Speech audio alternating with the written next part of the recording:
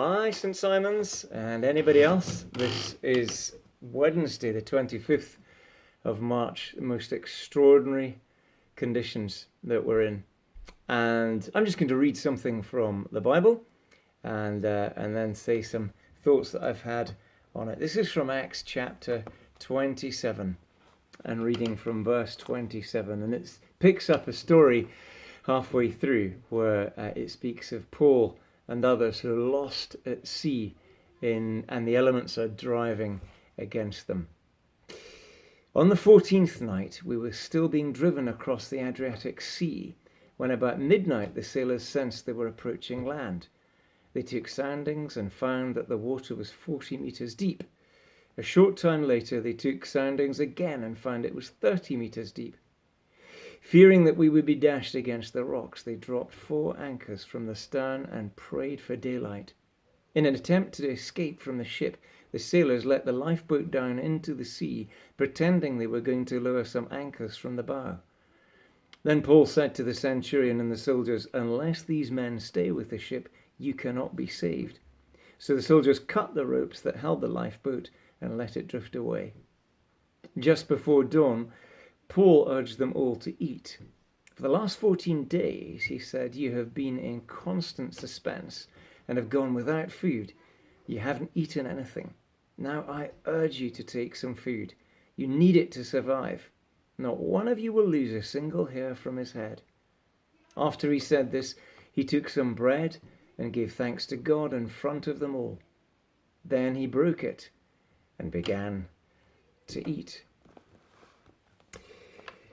It's difficult to have any anchor points at all at the moment with all that's going on. I wonder what you've been going through in these last few days.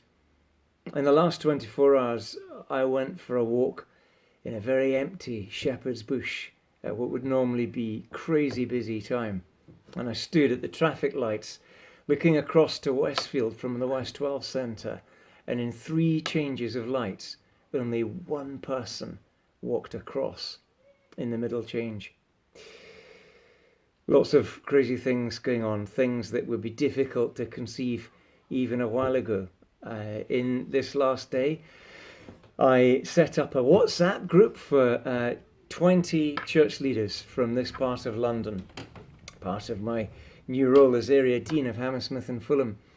And one of the vicars sent a message saying that his thoughts on all this seemed a little bit distant until suddenly someone in his church ended up on a ventilator. And I was looking at that, and then there was another ping, and it was a private message from this vicar to me saying that he was so sorry, but the person who was on a ventilator from his church happened to be a very, very close personal friend of mine. It was after that I went out for the walk. Caroline and I have been in touch with a lot of you, and we've heard a lot of you are ill at the moment, sometimes not knowing quite what you've got. So hard. And there's quite a few of us that don't know what we can do, where we can go, what's going on. A sense of isolation, a sense of hopelessness.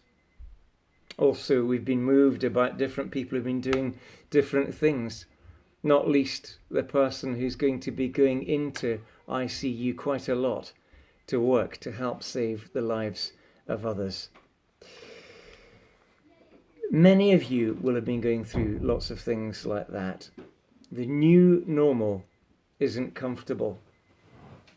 And the new normal is about who we are as people, feeling like it's got a sense of challenge to our priorities, our worth, our existence. The Bible story I read talks about great danger with possible death for everyone on board that ship. 2 things really strike me though. One, it wasn't the time to let go of everything. And remember it said, verse 31, then Paul said to the centurions and the soldiers, "Unless these men stay with the ship, you cannot be saved." Quite extraordinary. For some, this whole business is going to throw up many doubts, I think, for all of us, actually, in lots of ways. There'll be anger, there'll be depression, there'll be confusion, there'll be a sense of hopelessness. There'll be lots of doubts going on in amidst stories of people, the very best of people, coming out, doing things for other people, great incentives, very basic stories of simple acts of kindness to others. But with all these things, these doubts, the chaos that goes on in the mind because of what's going on in reality, it's important to think of what's always been there. Always important to think of things that are in your life that have been there, that have been solid. It won't be your success. No one has that all the time. It won't be the constant sense of self-worth. Very few people have that very much of the time. It won't be your ability to relate with all the friends you've got, or even the likes that you might click up on social media. They might still be happening, but what are they worth now? The one thing that I find myself looking to goes even beyond my closest relationships with other people. And it's the one thing that's always the same. It's the Bible. And this story that I've read, story of terror and sense of protracted helplessness, makes the Bible so real. And there's so much of that in it.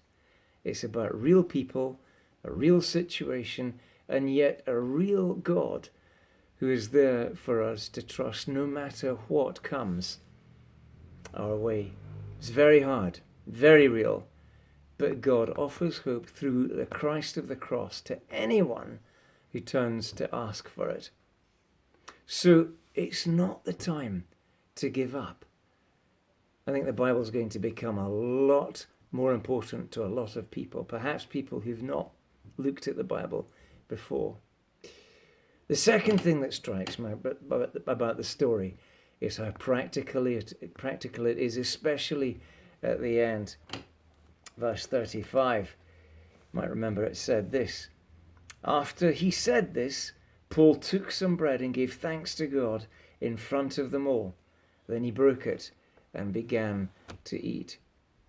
We've got to be practical. We've got to keep eating, keep drinking, keep swallowing vitamin C. Let's open our windows and let fresh air in, let the sunshine in that we're getting at the moment, if we can't actually get out. Nina, who works with me, works with me at St. Simon's. We're going to be in touch by phone with as many people as we can who've not already been spoken to or contacted in some way just in the next day or so. We're going to make a sort of a map of how everyone is doing. And we want to be practical. We want to reach out practically for each other, enable each other to do that. But this thing, take bread and give thanks. Jesus came and walked and ate, and he smiled, and yet he suffered. He persisted, and yet he was persecuted. And he presented a plan for everyone. He presented a plan which had life. It recognizes the place where each of us is, the relationship we have to this world, the planet, and how we can be right with the planet, right with each other, and right, perhaps most importantly, with God, even though that might be a new thought for many people. Get to know this guy, Jesus, more. You'll find him in the Bible, and the stuff that isn't directly about him all points ultimately to him and who he is and what it means for us. More soon on everything. I'm going to pray a blessing for everybody who's listening. The Lord bless you and keep you. The Lord make his face to shine upon you and be gracious to you. The Lord lift up the light of his face upon you and give you peace. Amen.